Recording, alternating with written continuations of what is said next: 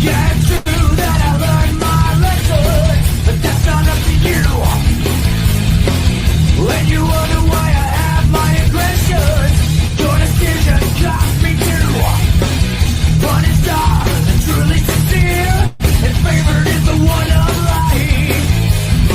I'm sick of your all living down bullshit. It's time you realize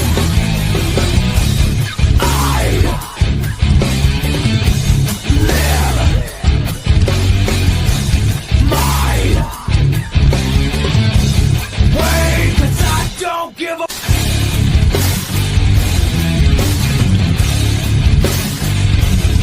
about your authority.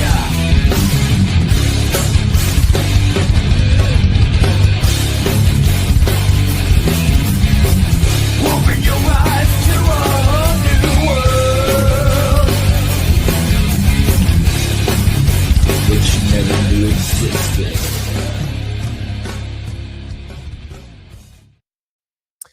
All right, ladies and gentlemen, good evening and welcome to the show. Got an awesome interview lined up for you guys tonight. This woman has evaded. No, I'm just kidding. I've been trying so hard and just trying to get our schedules to align to have this wonderful woman on our show tonight. She is one of the persecuted from Georgia, one of the 18 co-defendants with President Trump in the Fani Willis RICO case that is now dismissed, and the muzzle has been lifted. These defendants are absolute heroes. They should be in the White House receiving the Presidential Medal of Freedom as we speak. But we're going to have an awesome show lined up for you tonight. Before we do that, though, I do need to talk about my sponsor for tonight's show. Most of you guys know that I believed in precious metals for a long time, especially silver, and I've said it over and over again. But whether you lean silver, gold, or both, the issue right now is purchasing power, and that's the part that people miss. Everything costs more. Groceries, utilities, insurance, the same retirement money, well, it doesn't stretch like people think it does. A lot of retirement accounts are still tied to completely paper assets, stocks, bonds, and dollars. And that's fine until the purchasing power keeps getting chipped away at year after year after year. And then people realize that they're more exposed than they thought. And that's why some people look at gold and silver inside their retirement accounts, not to trade, not to speculate, but just to diversify a portion and reduce the risk. If you want to understand how gold and silver IRAs actually work, the rules, the structure, what you can and can't do, there's a company called Augusta Precious Metals that focuses on education first. No hype, no pressure. This stays inside your IRA or 401k, no taxes, no penalties. You're not moving anything. You're just learning how this works. If you want to dig into it, click the link in the description below or text CannCon to 35052 to get your free gold and silver IRA guide. Get informed first and then decide what makes sense for you. Again, you can text CannCon to 35052. All right. And on that note, I'm excited to bring on my guest for this evening's show. Ladies and gentlemen, welcome to the show, Miss Trevian Kutti. And boom, there we go. Trevian, how are you? I'm amazing. How are you? I am doing excellent. I was not evading you. I promise you I was not evading you. No, I was totally kidding. We've been talking for a long time about getting this show together because, you know, I've had Harrison Floyd on my show several times now, but both this show and my Badlands election show and my veteran show. Oh, and wow. Harrison and I have become friends. In fact, we were just talking a little bit earlier today. And you know what they put you guys through, both of you, is insane. Absolutely insane. It was insane. Fortunately, I'm built for it. So, you know, I guess from the inception of, actually even before the indictment, you know, I was in the news, you know, December 10th of 2021, the #1 trending story in the country, when Reuters decided to concoct a story that President Trump told Kanye West to tell me to go harass, you know, Ruby Freeman. And it was so crazy because, you know, I have a lot of clients, and when I was getting emails from Reuters before the story broke, saying, hey, you know, do you want to talk to us? Do you want to give us a statement about Ruby Freeman? So I never talk to the media. I never talk to the press. I'll never talk to the feds. I don't talk to anybody. And so the night before the story broke, I was front row at the Kanye West concert, Yay concert in Los Angeles at the Coliseum. And so I guess that is what kind of clinched the deal for Reuters to drop this story. And when you represent, and my clients are very public. And so for me, when something like this happens, I have to look out for the interest of my clients. And so I told Ye, I said, look, why don't I draft a statement saying that I'm no longer working with you. I haven't been with you. I wasn't with you at the time that I talked to Ruby Freeman, and have somebody else in the camp put it out. And that's what we did. And Reuters immediately within 24 hours had to recant their story, including Kanye West. And then they had no tie to me and Trump because they had to pull Kanye. I mean, I played the hell out of Reuters. Like I played them so crazy. It was amazing.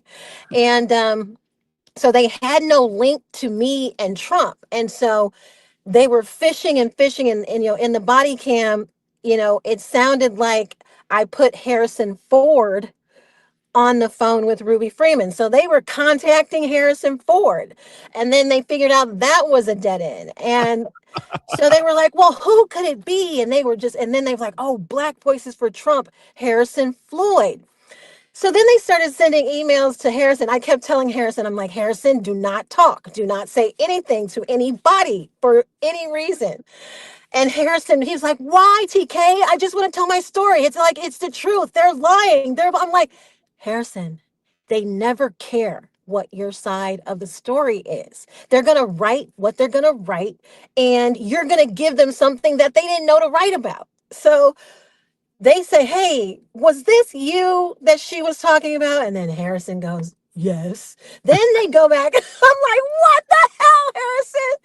And so now it's like Trump aid. Now they have a connection to Trump, and that's something that they did not have prior to Harrison responding to them.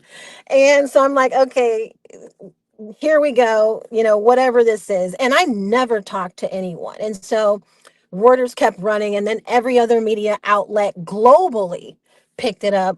Wow. And so this was in 2021. We're not even at the indictment stage.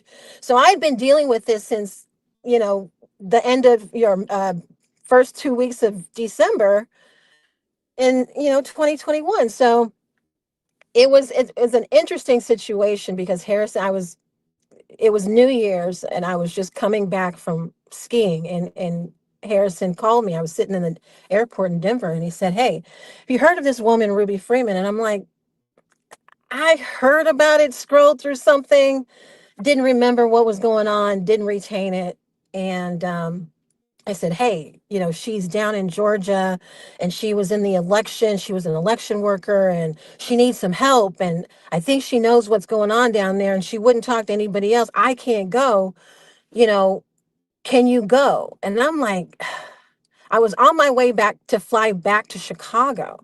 And so I flew back to Chicago that night, booked a flight to Atlanta that next morning, which was January 4th, 2021. And Harrison had her addressed. He had reached out to somebody else that worked for Black Voices for Trump named Garrison Douglas, who's now the comms person for Brian Kemp, which kind of tells me a whole lot of what actually, because the part of the story that was that kept sending some signal off in my head. And so we go to Ruby Freeman's house, and well, hang on, Trevian, before we get into Ruby? that. Yeah, before we get into all that, I want to rewind real quick and go through, the build up to where we are. And, I told you before the show, one of my colleagues over at Badlands is a huge Kanye Trump, he's all in on that relationship. And I want to play a clip real quick, because I honestly myself did not know. He sent this to me before the show. I did not know this clip existed. And before we get into that, how long did you work for, or, as you were his publicist, right?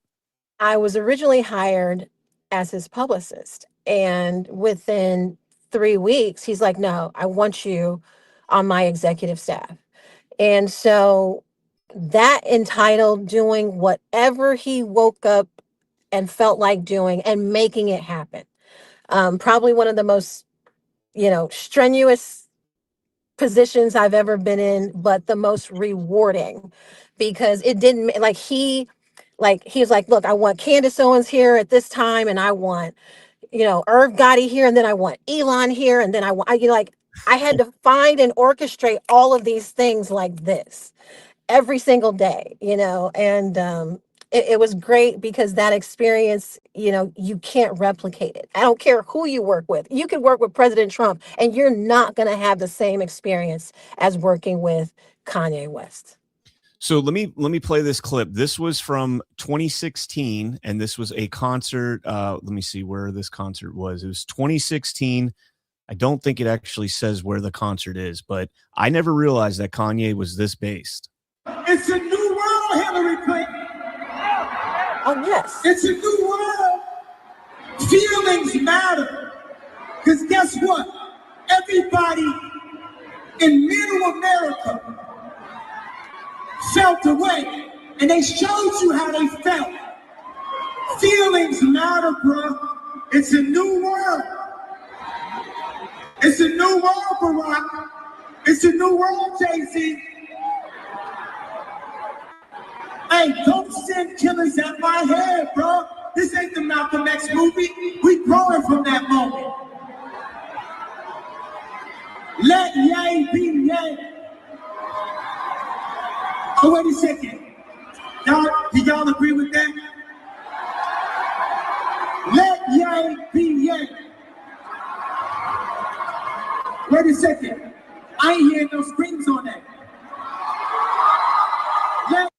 All right, so we get the point there. Yes. Excuse me. And that was San Diego. Now, I think it was TMZ reported that I think it was like one of his assistants or somebody like had him like locked up after that.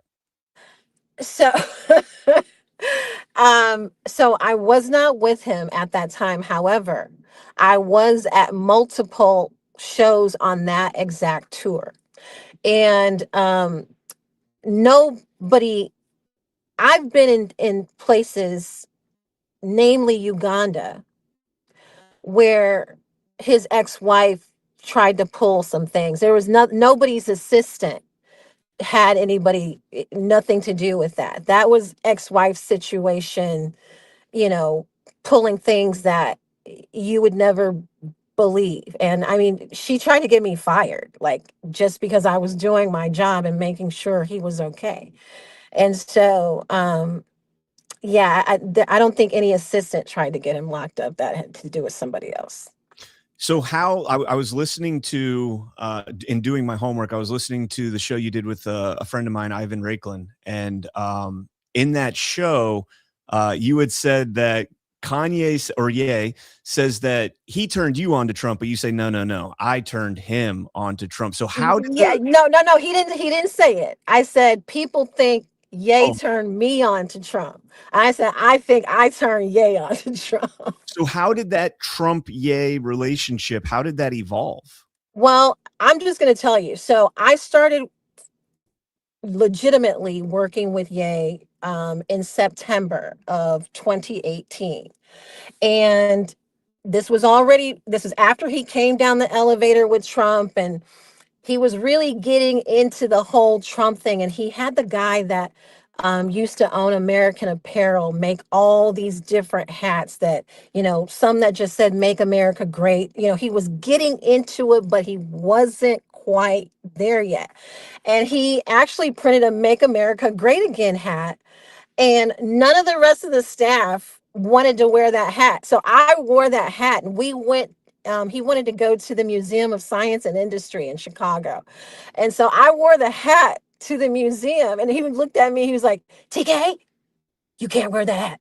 People are going to feel some type of way." And I looked at him like, "Why? You printed it. Like, why can't I wear the hat?" But, and he really wanted to be in a space where he could speak to people in power that could actually listen to his ideas. And he had some great ideas.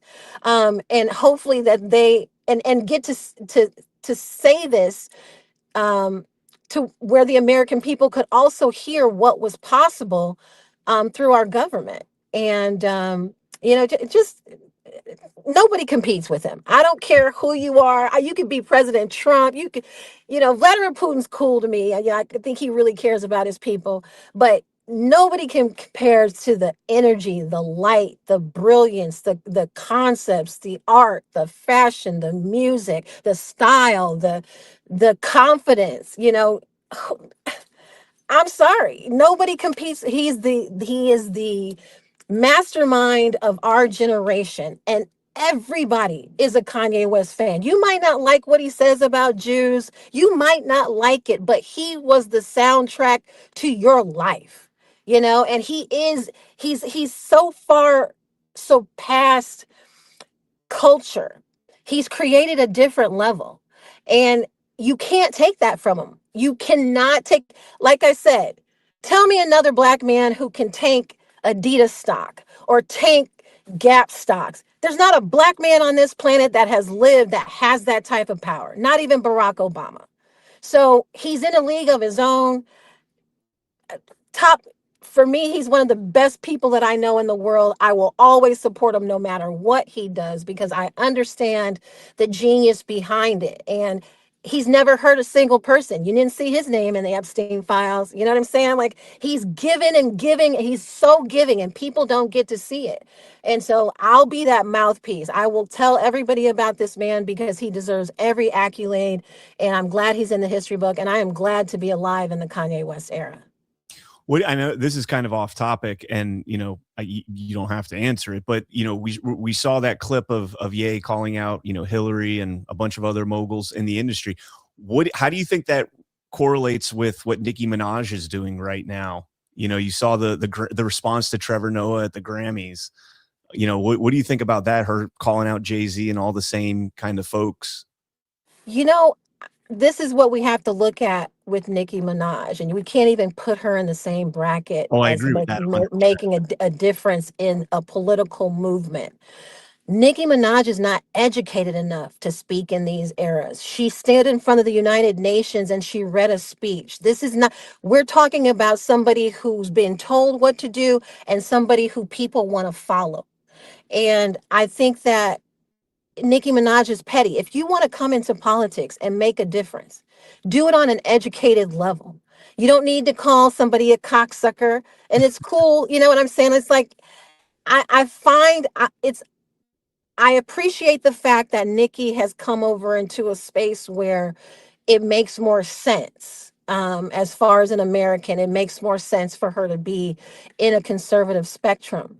However, she is not intelligent enough to speak in the platforms that they're giving her. And I don't want her to be a mouthpiece and destroy her career because she is not intelligent enough to bring her own concepts and her own aspects to these positions that she's being put in. And so I love Nicki Minaj. I think she's probably the most talented female rapper to come along in a very, very long time, but she's a rapper. And if you look at the number of rappers who get into politics, they don't really talk. They definitely don't talk about Christians being persecuted in Nigeria. And I'm upset about that with Nicki Minaj, because as somebody who visits Nigeria maybe 7-8 times in a year, households in Nigeria are Christian and Muslim. Mm-hmm. The situation that happened in Nigeria was from a group of bandits, and the attack was personal. And it's unfortunate that this administration took that attack and made it into an agenda to match all these other agendas, these Muslim and Christian agendas. And people are uneducated because they have no idea what's going on. They only know what they're told. And so when you go into homes in Nigeria, the wife is Christian, the husband is Muslim, or the husband is Muslim, and the wife is Christian. So no Christians are being killed or persecuted in Nigeria. And for her to go stand in front of the United Nations and talk about a country she's never stepped foot in, she has no idea what's going on. That's when I realized how Nicki Minaj is being used. It's unfortunately, but if she wants to educate herself and speak on a more intelligent level, because she's done the research, she's done the work, then that's different. But to this day, if you look at everything she said, every conversation she's had, it's tacky in a way. It's a cuter Cardi B. You know, it's a more sharp Cardi B. Cardi B is a little bit more gutter. Nicki Minaj has been a little bit more refined in this space that conservatives are putting her in. My message to Nicki Minaj is start reading, girl. Start looking into the history of the conservative movement. Start making sure you know what you're going up there to talk about instead of just taking a message and saying it and you have no idea of what you're talking about. That's my message to Nicki Minaj. And good on her for trying to figure out, how waking up from the Democrat plantation, great, fabulous. But don't destroy your career by being a puppet because you haven't done the work. That's another thing. Excuse me. That's another thing with this industry is, I mean, clearly Ye is somebody who has broken through that whole control apparatus that exists, and it's not just hip hop, but it's all forms of music. But hip hop was especially susceptible to it in the in the 90s. There was a ton of CIA control in that industry. A lot of other influential. Jimmy Iovine, yeah, it was a mess. It was a mess. Does Ye just get to the point where he is big enough that he can break through that and move away from that and become that independent voice? I think Nikki has the potential to do that. I think she's moving in that direction, but like you said, I would definitely, you got to be on your A game at all times if you're gonna make a move like that. Right. I don't think that Ye speaks from, he's always ahead, and things that he says in that moment, you may not be able to relate to, you may not believe may be true. And his favorite thing that I think he always says that I think is my favorite thing. He said, I might not be right now, but if you look at it, if you can find anything, tell me what you can find that Kanye West has said and he has been wrong. It's non-existent. It's a good point. Reminds me of somebody else, Mr. President Donald J. Trump, same boat right there. People look at him like he's crazy when he says stuff, and then 3, 4 months, 5 months down the road, you're like, holy crap, he was right. Right. Holy crap. All right, so we can start moving into the Georgia stuff here. I do want to highlight for people who may not recognize you, that is Mr. Donald J. Trump in the second most iconic mugshot in the history of this nation. The first, of course, is this one. For sure. Sure. When I saw this mugshot, I was like, this is the most incredible mugshot I've ever seen in my entire life. I appreciate it. I rehearsed that mugshot for like 2 hours because I knew, and the sheriff that was booking me, she kept telling me, she goes, put your chin up, raise your head up. And I looked at her and I said, nope, I would not do. And she was like, this ain't no photo shoot.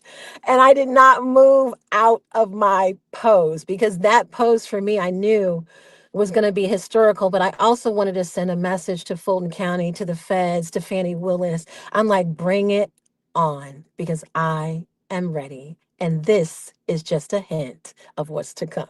So that's what if you look at Donald Trump's mugshot, he rehearsed that. You do not get that mugshot. You don't get that shot. You don't get it unless you rehearsed it. So anybody that doesn't think that he rehearsed that shot, you have no idea what's going on. Good job, Donald Trump. I was right with you. Oh man, I said when this mugshot first came out, I said I'm getting Harley Quinn vibes right. And here. I wore fatigues on purpose. I'm like, okay, it's time to go to war. Let me just put on some camo. It was really thought out. It was really thought out. All right, so let's get back to the story of how you ended up in Georgia. You said you were on your way back to Chicago. You caught a flight down to Georgia. You were asked so Harrison asked you to come down there. Originally, there was a pastor that was going to go meet with Ruby, and right. She didn't want to meet with him because he's white. Right. So Harrison, went down there, and I'll let you take the story from there. And so I bought a ticket, hopped on Southwest, got into Hartsfield about 5:50, And if you know Atlanta traffic, you do not want to be caught in traffic in Atlanta. So I hopped on the MARTA and I spoke to Garrison and said, hey, pick me up at the Amtrak stop because I'm not going to be stuck in this traffic. So I got to the Amtrak stop at about 7-Eleven. Harrison was there. We drove to Sandy Springs, which is about 35-40 minutes because there was still a little bit of traffic. And we went directly to Ruby Freeman's house. And so we walked up to the door and there was a ring camera. Garrison was 2 steps below me. And he said, there she is right there in the window. So I look over. So she's right there in the window on the phone, not coming to the door. And then a few seconds later, I hear this screaming, what you want? And so we look across the street. There's this big old burly black woman. I'm like, you know what? It's nighttime. Let me not yell back and forth across the street. So I said, hey, can I come over and talk to you? Went to talk to her. Told her who I was, told her why I was there. I told her she could look me up. I told her, I said, look, I'm not here with anything or anybody, but, I got a word that there's some hearing happening in 48 hours and they're looking to try and indict Ruby and I'm here to help her. And she was like, okay, well, I'll give her your message. But she was holding the phone open so Ruby could hear me. So everything that I was saying, I was really saying it with the intention for Ruby to hear me as well. And so we left and I told Garrison, I said, look, I'm starving. We pulled over into a Chipotle and I went and Moe's. Welcome Moe's. And so, I went and got my food. I asked him if he wanted something. He didn't, he said he didn't want anything.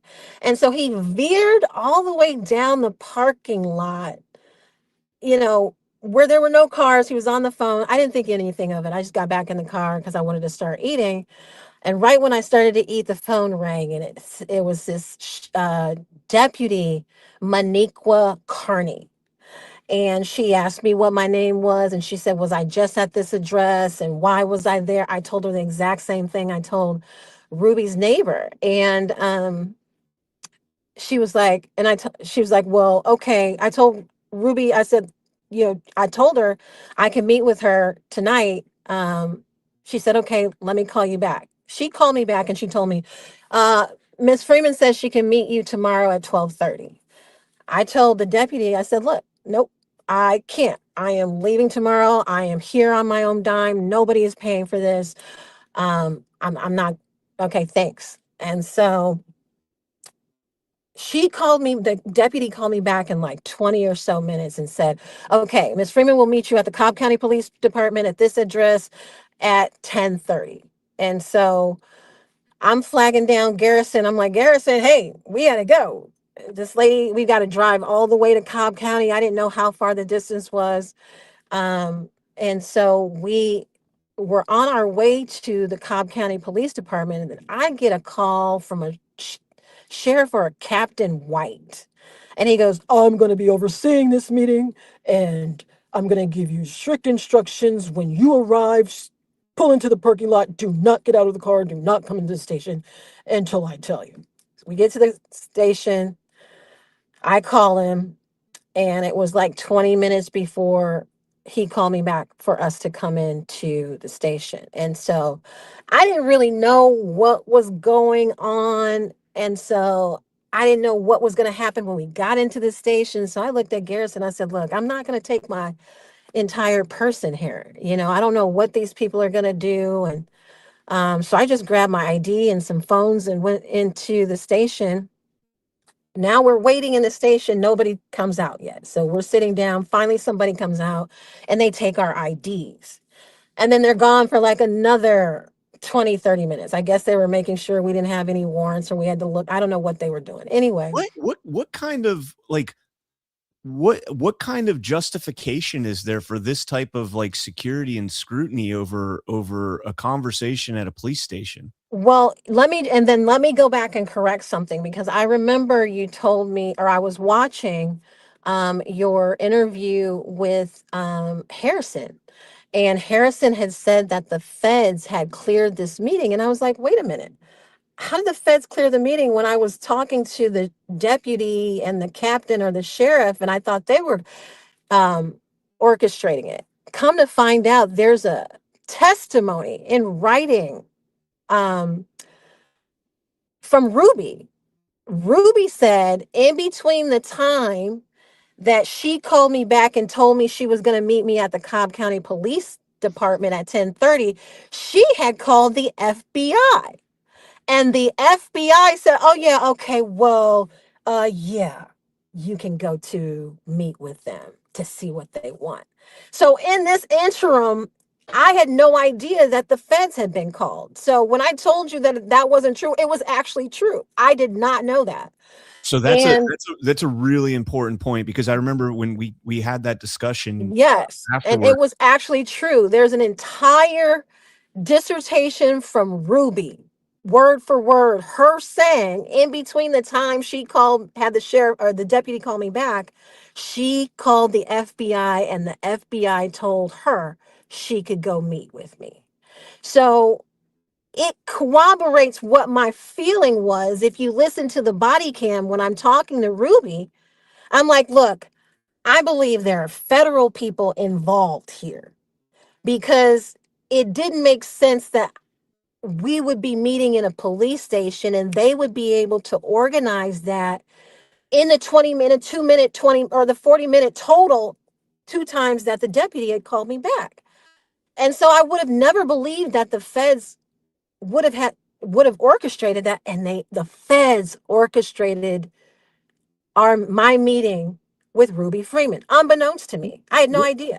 And that's a really important point, though, because, you know, not part of all of the indictment against you, the charges levied against you, revolve around this meeting.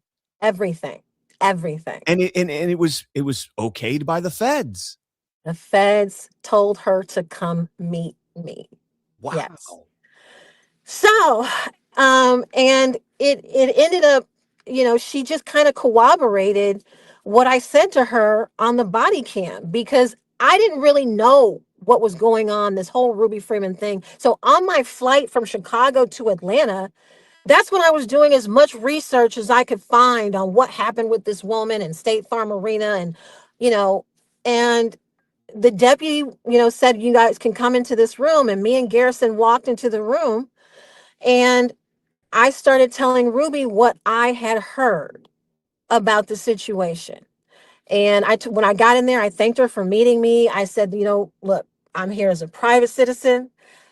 I have no skin in the game. I'm not connected to nobody. I am here because I got a call that you needed some help, because in a couple days there's going to be a hearing and they're looking to come after you and your daughter. And so that's when I called Harrison, because I really didn't know a lot. I was just there because Harrison called me, and I like Harrison. Harrison's a great guy. So Harrison starts the meeting with, Ruby, have you ever seen the show Touched by an Angel?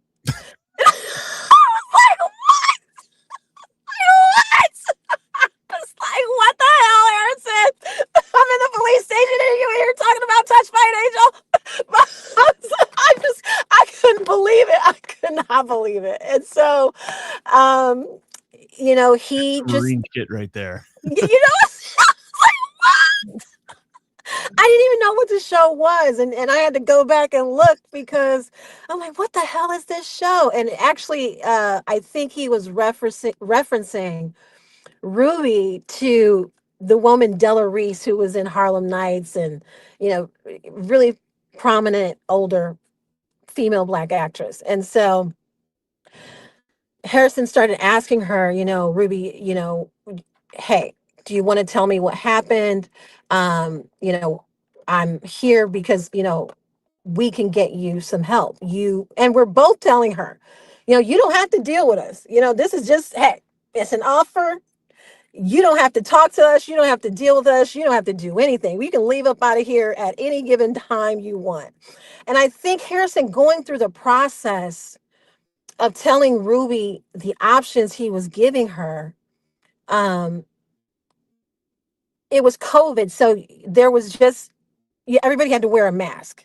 And so I'm listening to Harrison, and then I looked over at Ruby, and for whatever reason, her eyes got really big, and she pulled back in her seat. And that's when I felt like, okay, you know what? I don't know why she's uncomfortable, but I hung up on Harrison.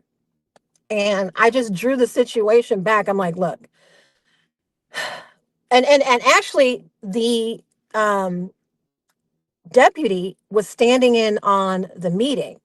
And before I really started talking to Ruby about what Harrison had said and trying to find out more of what had happened at State Farm, I told Ruby, I said, look, I don't know if I want to talk around her. I said, I don't know who's who.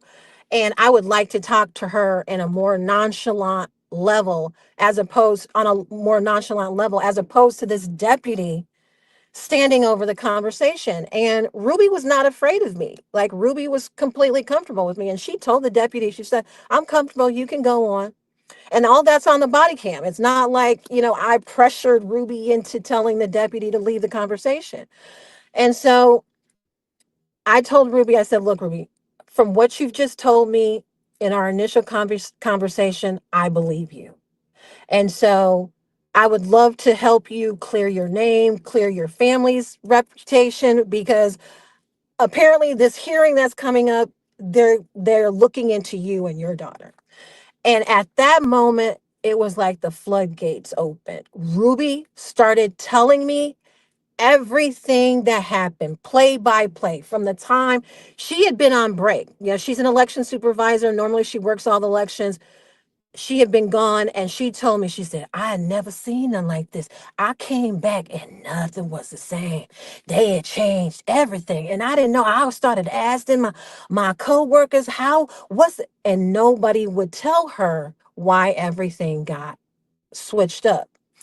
And so Ruby started implicating her colleagues who also knew what was going on, were going through the procedure that they were informed that they needed to go through. And Ruby could not get up out of her. Ruby was not to leave her station because, well, I think we all saw that on video underneath the table, so on and so forth. And that conversation, and that moment actually got corroborated by a Black woman who went to go vote at State Farm Arena, who reached out to me at State Farm Arena, and her ballot got stuck.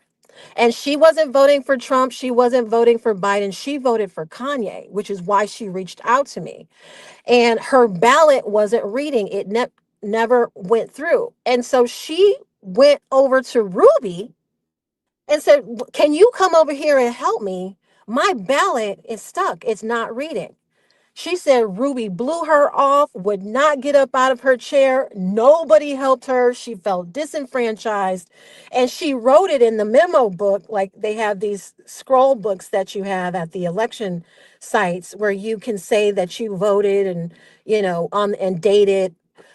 And she says she wrote that exact information in the scroll. And then she saw the Ruby Freeman stuff all over the news. And that's when she reached out to me. She said, look, God works in mysterious ways. This lady cheated me out of my vote because she would not get up out of her chair to help me. Ruby said the same thing, that she stayed in her station. She did not move. Once she got, how she said it, once I got to counting the ballots, once we got to counting the ballots, I stayed in my position. So let me stop you right there for a second. So she was working at like a precinct prior to working at the State Farm? Yeah, that day, no, but she works all the elections. That's what So she like, does. like Yeah. early voting or something. Yeah, she works all the elections, and she had been gone for a minute. And when she came back, she said everything was different.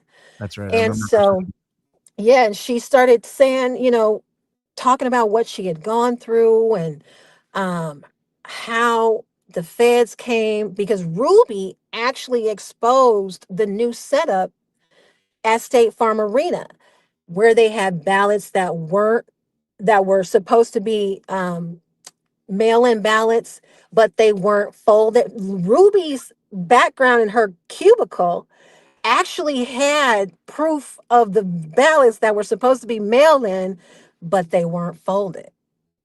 And so she said the feds came, they wiped my social media, they done left me out here. I got people coming to my house, I got people sending pizzas to my house.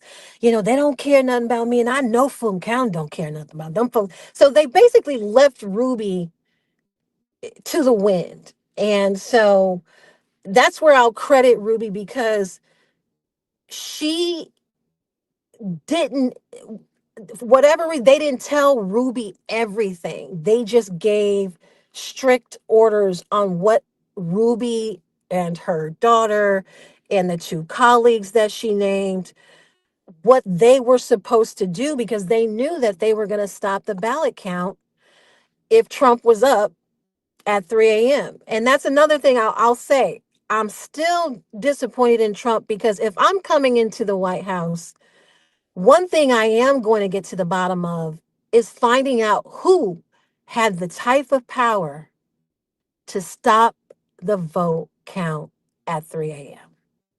That's what I want to know, because those are the people that America needs to know. Those people are running the presidents, they're running everybody. Who had that type of power? Was it the CIA? Was it Israel? Who the hell was it? You know what I'm saying? Like, we need to know these things. And I'm surprised that Trump has not gotten to the bottom of that, but I think they already know. They just don't want to tell us, because I know I'm going to find out who it was that had the power to stop the voting power of the United States citizens at 3 a.m. in the morning and blame it on a water main. Can I play something for you real quick? Of course. This will blow your mind. Please help me out. This was an interview. I played this on my Why We Vote show on Friday night over on Badlands. Okay. This is an interview from 1992. Okay. And this is a guy named James Collier. He'd been investigating, at this point, he had been investigating election fraud since the 70s, very, very avidly. And listen to this clip right here. One of the phenomena that people have seen across this country is, like, they don't have to rig an election if all their people are going to win. If they know it, nobody's running. Or all their people are running. Handpicked. They own all the horses. They own all the horses in the race. If a charismatic leader comes up and doesn't want to play the party game, like we did in Florida, and Susan Brenniker down there and various people, what they'll do is they'll let it run to see how you would have done. And if you're winning, and this is what people have seen across this country, probably in this state, the computer will break down. They'll tell you on television. Yes, exactly. And when it comes, and it breaks down, and then everything, what happens then? when it comes back, only that one candidate is turned around. They say, oh, we're going to get whipped. They turn it around, and that's it. And everybody goes to sleep. So, oh, well, you know, they didn't notice this little phenomena. And yet, in every state, they've seen it, and it happens too, everywhere. Yeah. And the computer is broken down. We're not getting actual results. We're going to give you our projections. I believe it. And there's cheating on both sides. And this man actually kind of just put in the words better, I think, what I was just trying to say. But we can be mad at Democrats for the 2020 election, stealing it, or however you want to say it.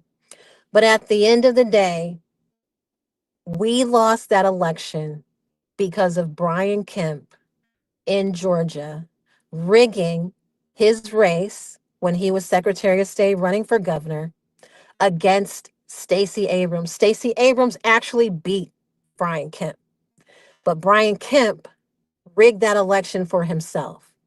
Now, Brian Kemp also refused to open an investigation into the overwhelmingly documented voter fraud within the 2020 election, because the statute, had he opened the investigation, the statute would have allowed Stacey Abrams to come back and investigate his race. So now, not only did Brian Kemp cheat President Trump, Herschel Walker won, Dave Perdue won, Kelly Loeffler lost, but we had 3 candidates in Georgia who actually won, which is why when you had the raid at Fulton County and when they picked up those 700 boxes, you know who pitched a fit? John awesome. Yep. Because guess what? Now you will be exposed as an illegitimate politician. And so I can't wait. I look forward to the day that the fraud is proven and overwhelmingly proven. And Democrats won't be able to say, oh, the Trump administration changed the votes, they changed the chain of custody. It's already been proven with Garland Favorito and the Monclar report. All of these chain of custodies are already documented.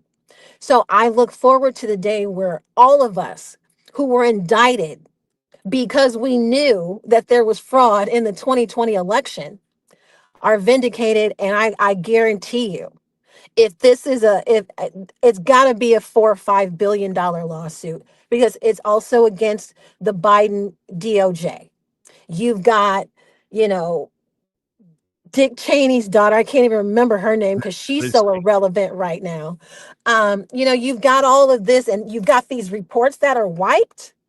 You got everything on the J6 commission that's just like poof, Gone. You can't tell me that everybody involved with it, everybody who was politically prosecuted and persecuted, we deserve some type of compensation, and I'm all in for it. I'm all in for it. Did you catch my report on Brian Kemp from last week? I did. That's why I was like, I had to bring this up on your show. Yeah, there's going to be some more stuff coming up on Georgia here soon, very soon. Shredder trucks are going to be relevant once again, I should say. Yeah, I mean the election fraud. This is what I've dedicated the last 4 or 5 years of my life to, in terms of the scope of my work is elections. And there's no question. I've always said Georgia was the easiest place to disprove because of the work of Kevin Moncla, Garland, Joe Rossi, Phil Davis, David Johnston. Croft, Yes. Dr. Johnston for sure. Yes. Yes. I mean, just incredible patriots down there that never gave up on this throughout all of it. But to getting back to your story here, what you said that she was telling you everything. What kinds of things was she telling you in terms of the events on that day? So I have written a book called Proximity to Power, and I am going to have an audio book version of that book, in which, if you purchase the audio book, you get the entire audio of me, Harrison, and Ruby. And so I've actually turned this audio over to some people looking into, I won't name the people, but you probably already know the people. I've turned the audio over because I am all in on making the DOJ, Fulton County, Fani Willis. I am into making each and every one of them pay. And so, yeah, but it will be. And so it goes pre-sale March 1st. March 1st. Okay. I was going to say, is it pre-sale yet? So when this is the thing. If I am requested to delay the publish date because there is an investigation, I will note that on the pre-sale, because I don't want anything to harm anyone who's gone through what we've gone through in this situation. But yes, I do plan to release it in its entirety. So just real quick, and we haven't even actually mentioned, what were the actual charges? It was like coercive, conspiracy to influence of a witness to make a false statement or something like that. Right. So there was charge number 1, which was the RICO, the Racketeering Act. Mhm. And then charge 31 was influencing a witness. And then charge 32 was influencing a witness to give a false statement. So they were piecing together whatever they could find to charge me. And the bigger thing is, this is the most glorious thing ever. I know people don't think you can get grand jury reports and so on and so forth. I got one. And come to find out, Fani Willis lied to the grand jury in order to even get my indictment. So I am looking so forward to this situation. It's been I never feared this. For whatever reason, if you go look back to the day it happened, I felt like this is great. Like this is the moment that I've been built for. I never feared it because I knew I was holding on to the audio of me and Ruby. So it's like, what? I'm like, okay, let's just ride through this. Hopefully, I'll get my day in court and the whole world can hear this shit. You know what I'm saying? Like, that's really You can ask my audience the day that Harrison's attorneys, and I can't remember his name, Steve I can't think of his name off the top. Kirchneck. There you go. Chris Kirchnoff. Yeah, Chris. Kirchnoff. The day he stood in front of Judge McAfee and says, "What if we prove Trump won? The indictment goes away." I literally said that day, I said, "Mark my words, flag this.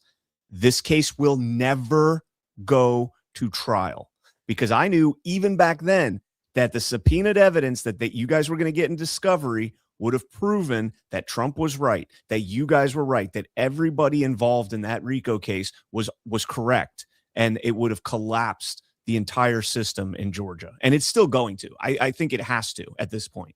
I think every lawyer knew it wasn't ever going to see a courtroom.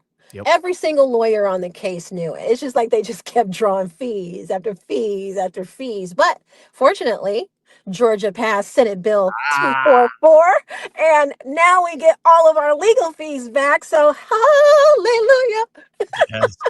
That's beautiful. Trump, I think, is on the books for like 6 million. 6 million. He's yeah. gonna get back.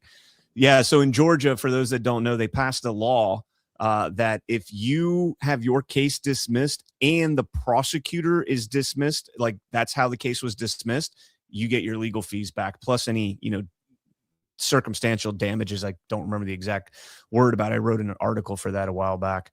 Well, it says as it pertains to the indictment. Right.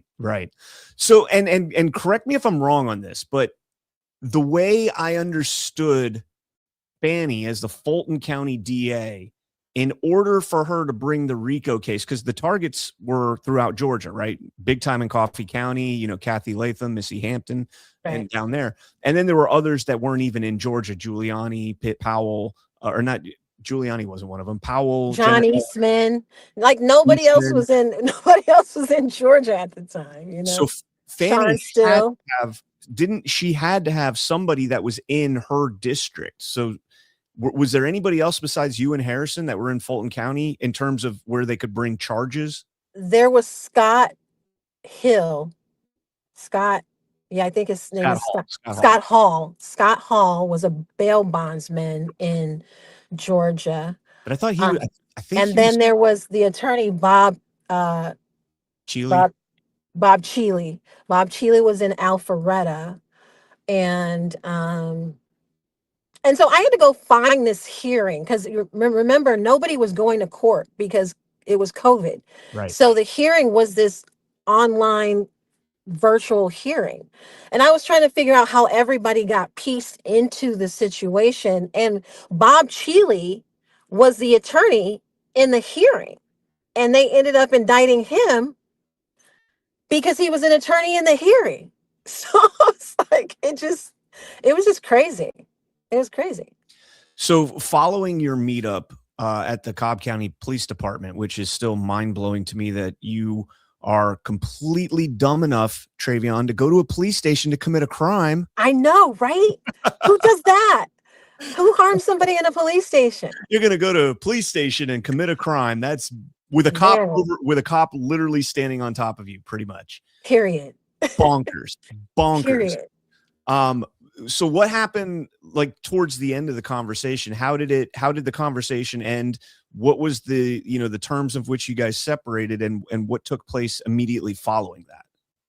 So we're now at the point where Ruby just is now realizing that I am there actually to help her. Like she is just being as open and recollecting on everything that she can possibly remember from that night. And she just kept telling me, I want to tell my story. I know I need a lawyer. I need a lawyer. I really want. I said, look, I'm a publicist. I can have you on CNN tomorrow by 5 p.m. Like, that's not an issue. Can you We get me can- on CNN tomorrow by 4 or 5 p.m. to talk about the warrant that just came out or the Kemp story? Because that's pretty big headline news. Can you get me on there? When did this happen? The Kemp story was on Friday that I broke it. I dropped it on Badlands. Oh yeah, I saw that. I just didn't know when it happened. No, I didn't know. it was the special purpose grand jury in your RICO case. Perfect. Awesome. And so Anyways, I'm sorry to interrupt you. It was a joke. yeah, no. And so I told her, I said, look, yeah, we can do this. I just don't advise you to talk without a lawyer. You've been, the feds are involved. And so she wasn't telling me that she knew she had called the feds before she came to the meeting. And me finding this out and listening to me and Ruby's audio, she was skeptical at first, and then she realized she didn't have anything to worry about. So she just was wah, wah, wah, wah, wah, wah, wah.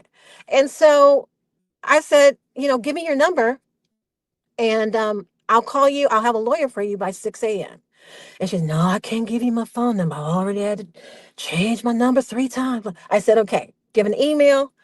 She gave me her email. She said, I sure thank you. I thank you because I want to tell my story. Y'all going to be so surprised.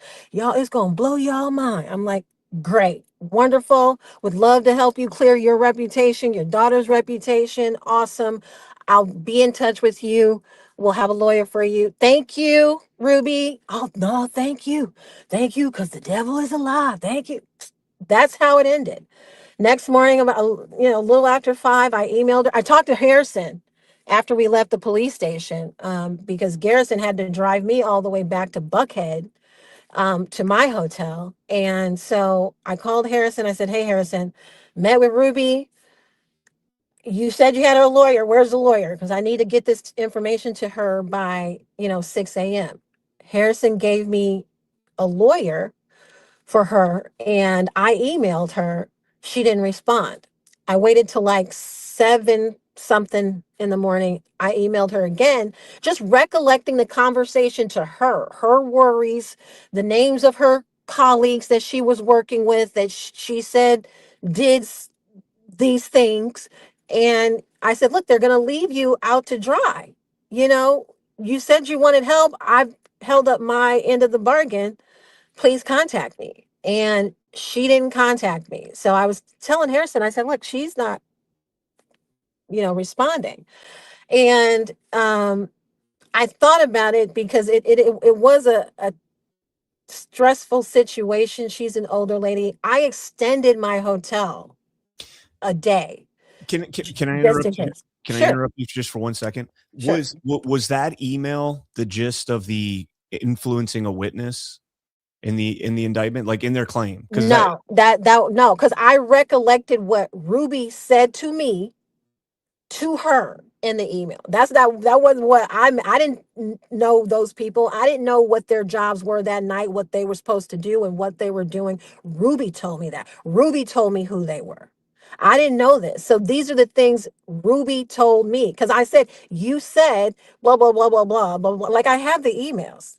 I actually have the the reason I'm asking this is because I'm trying to figure out, the term witness in legalese is a very specific term, right? It implies I think they took that from the body cam of or me saying to Ruby, look, there's a hearing in 48 hours and these people are looking to come in and get you and your daughter. So I think Had that she been is the part. subpoenaed? Had she been subpoenaed for that hearing? No, I didn't even know. I didn't even know what happened. All I know is Harrison told me there's a hearing in 48 hours. So I guess they kind of put this together as if I was saying the 48 hours was January 6th, which I didn't even know what was going to happen at January 6th. It was just a march with the president, as far as I knew. It wasn't, some, purported invasion of the Capitol. Like none of that was something I could have been pushing Ruby on because I don't know how they put it together. Maybe they put it together. Okay, well, the confirmation hearing or the certification hearing is this day. I don't know what they were trying to do, but the only thing that I was telling Ruby was about this hearing that Harrison told me about. That's it. I didn't even know what the hearing was. Outside of Harrison saying, hey, I know there's this hearing, and they're going to be looking into Ruby and her daughter. And it's in like 2 days. And so I'm like, okay, that's the information I relayed. It doesn't sound like she was going to be called as a witness. It doesn't sound like, where does the witness part come from? She's not been charged with a crime. You haven't been charged with a crime. That's a good point. You. That's a good point. She's just a person. Well, maybe this confession of Ruby this testimony that they took from Ruby was how they tied her into being a witness. I mean, I guess, I don't know. I'd have to go back and look at that, but that's always been something that's kind of, I never thought about it like that. Good point. Good point. She's not a witness to anything. And right. Oh, she is though, but it ain't to me. It is though. So, okay. So she doesn't witnessed a whole lot. I know. At State Farm Arena. Well, it kind of sounds like she sided with the wrong people. It looks like she went with the feds in this case. Yeah, the feds figured out, they put it all together and said, okay, wait, this is a little bit too close for comfort. Let's get her up out of here. After they had left her to hang out to dry. Like she told me, the feds left her, they came, just wiped off her social media, made sure all the pictures and everything that she had personally were deleted. Like, not only did they clean her social media, they made her delete all her personal stuff that she took that night. So it's not, look where we are now. Hallelujah. That's how I'm going to look at it. I'm not even going to exacerbate myself on that. But that was a great point that you made, because she wasn't a witness to anything. So, noted. Well, Trevian, I think it's a great thing that you guys are now free and clear of this. And I think you need to, obviously, you got to focus on how to justify, how to rectify this injustice that was thrust upon all of you guys. And it's not just going to be legal fees. I'm sure of that. But, getting to the bottom of the 2020 election still is of the utmost importance. And what we're seeing right now in Georgia is incredibly exciting, especially considering the script has completely flipped on them. Woo, Lord. Completely flipped. Hallelujah. I know, I'm so there. So we can start to wrap up here. I do want to give you any closing thoughts, anything we might have missed on this. And once your book is out, it'll immediately go on my reading list. And as soon as we're finished with it, we'll get you back on. Once the pre-order's out, we'll get you back on. Maybe Why We Vote to help promote it as well. Because I'm dying to read it and I'm dying to listen to that audio. Listen to her. I've got a lot of questions. Did you guys ever depose her? In the no, and she's not obscure from being deposed now. So it's everybody. So there's talk about how to try to rectify this.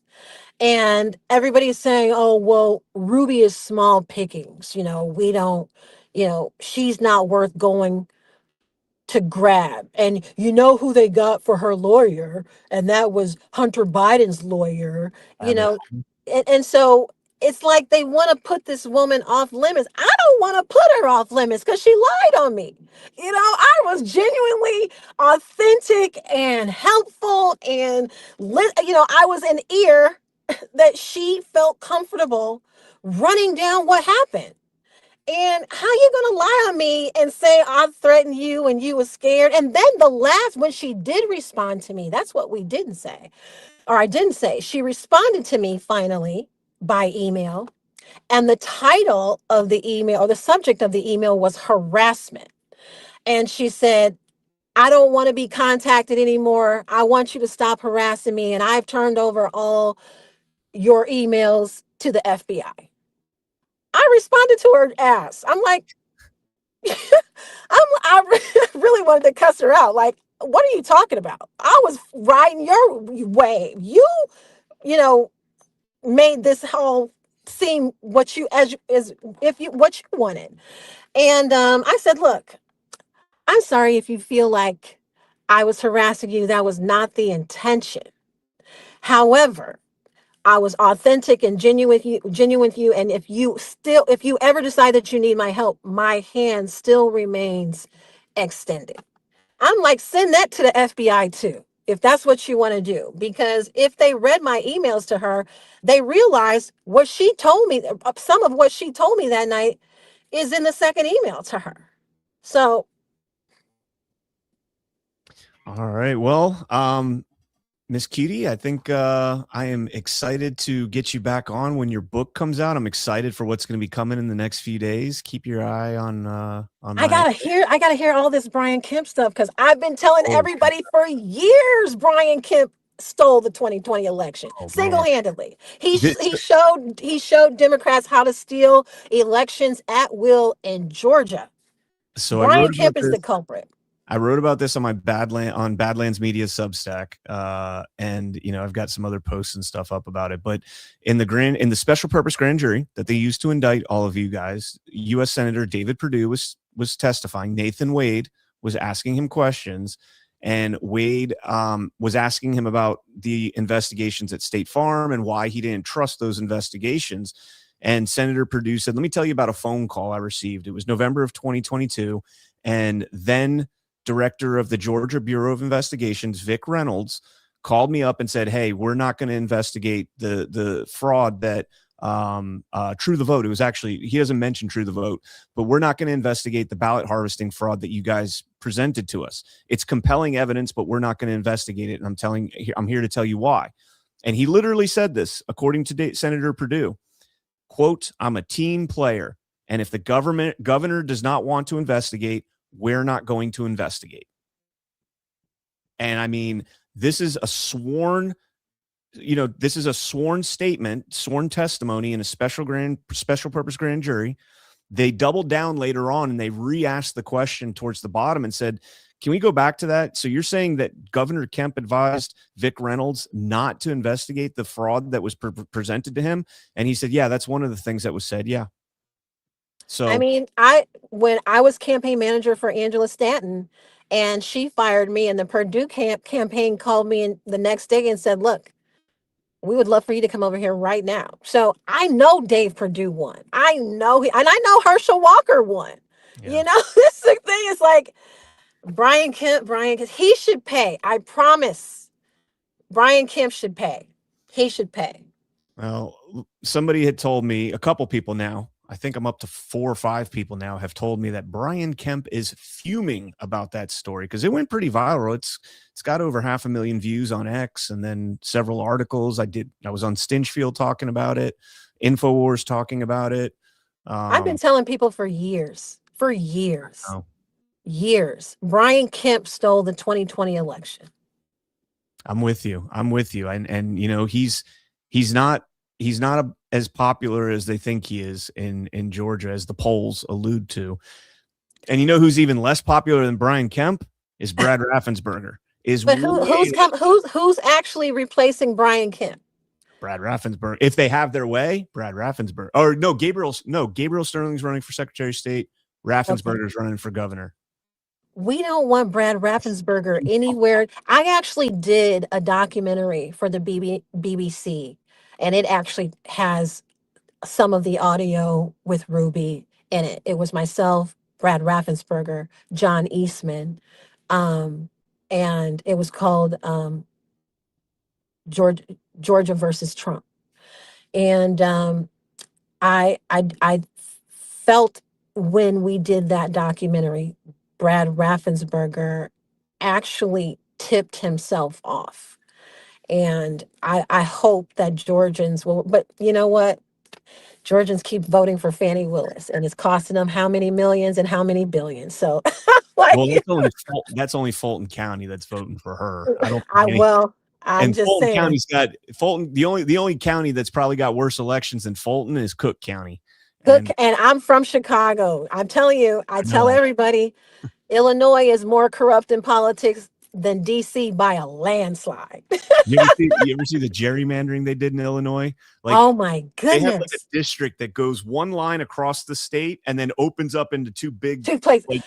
Look, So I dated the Secretary of State of Illinois for 12 years. He's the only undefeated, politician who's won all 102 counties for 24 years. Okay. Oh, And uh-oh, no, go ahead. Go ahead. Go ahead. he showed me all of the maps on how the elections are run. And he was Secretary of State, so they run the elections. But he would show me in particular places where there would be a glip or a glitch in those same elections every single time in those districts, every single time. And he was also a ball player, a team player, and never would investigate. But I tell people, look, there's cheating on both sides. Yeah, of course. It's cheating on both sides. So The what I was going to say is when I was listening to the Ivan interview, you had said that he was the longest state Secretary of State, and that's actually Bill Gardner, New Hampshire. Ivan was like, I think it's David Scanlon in New Hampshire. No, Scanlon replaced Gardner. How long was he Secretary of State? 47 years. Jesus. 47. Well, then Mr. White needs to stop lying, because he told me he was the longest running Secretary of State in the country. No, he's the longest in Illinois' history. He might also be because Gardner retired a while back. So depending on when White retired, he might have been the longest currently. But yeah, this is the congressional map in Chicago, or in Illinois. Just like, let's just draw a little line through the state. Yep. Let's just take this one and run down the border and then cut into the middle of the state. Let's just pick out all the places we want and get all the, all the Democrat representatives we need to make sure that we, carry over a 14-3 majority. That's just absolutely disgusting. Well, there's a friend, I'd love to call him a friend. His name is John Kelly, probably the top lobbyist in all of Illinois, and he's running for mayor. And he's got my vote. He's the lobbyist for the White Sox and the Cubs. And like, if anybody needs to get a job done, and as a lobbyist in Illinois, I think John Kelly has a top spot, and he can surely unseat this trash governor that needs to go in a compactor expeditiously. So it's like a trash mayor. I mean, like literally, I think John Kelly can do it. So Chicago may see a change. Hopefully. That's awesome. Another thing I picked up on from your interview with Ivan is that you were a lobbyist for the cannabis industry. Still a lobbyist for the cannabis industry. No question. Do you know what CannCon stands for? I knew that already. That's why I said we met. We talked about this. I think we did. You know what? I know we met already. I think we did. Now that I think about it, I think me and Ash, we had a conversation. We never did a show together, but we talked a while back. We did do a show together because of the whistleblower that said Bill Barr. That's right. And this Patricia Leylis, we did a show. I'm like, what's he talking about? That's right. Okay, I feel dumb now. Warning: marijuana affects the brain. No, I'm just kidding. It does not affect the brain. It's significantly. Yeah, I lobby for the largest indoor grow facility in the world at 3.6 million square feet, red, white, and bloom. Let's talk after the show. Yeah. Man, that's one thing I'm hoping that we get is legalized cannabis, deschedule, not reschedule, completely deschedule it. And man. I don't know. You've got Georgia and Tennessee who will Mississippi is legal. You know what I mean? So it's like you got Tennessee, and I have been all through Tennessee, Williamson County, talking to, the Christians about bringing in medical marijuana, telling them, look, it's going to happen, irregardless of what you feel about it. Talk to me now so I can help implement your concerns for the rollout. It's going to happen. I'm going to be the one to legalize medical cannabis in Tennessee. There's no question. Now, Georgia, I'm working on decriminalizing it, but Tennessee, I'm going to legalize. Well, let me know if you need any help in that regard. We had a recreational on our 2022 election down here in Florida, and the DeSantis went full retard on it. And they're like, kids are winding up in the hospital because they eat their parents' gummies. I was like, then that's because the parents freaked out, because all you got to do is put the kid to bed and be like, monitor them. But Can't kill you. You're not going to die. You're not going to You die. need to be worried about your OxyContin and your opioids. Exactly. That's what you need to be worried about. Because Exactly. what I do, bringing in medical cannabis, is to relieve people who have kidney problems, who have seizures, and they're on all 17 different medications that are killing their kidneys and killing their liver. When Yep. they can have a strain grown specifically for their ailment and live somewhat of a normal life without deteriorating from narcotics, legalized narcotics. Yep. And so I'm looking forward to it. But yeah, Tennessee's on my map. I spend a lot of time down there in the General Assembly, you know, talking to everybody. I talk to all of the women's groups who are 100% against it, but they're not against medical. So I really just try and help them understand, because they don't know. They just know it's a drug. They don't know how Stigma. many people need it and how many lives it will actually change. And they're not doing anything. They don't, you know, make a farce about how many kids in their neighborhood OD'd, you know, on OxyContin and opioids last year. They don't have anything to say about that. Yep. So well, I'm going to be in Tennessee in early April for an event for Badlands. So if you need anything, I will come to those Congress people and I will talk to them. Yeah, let's do it. I'm sure. Let me know. Message me on that, on what date that is in April.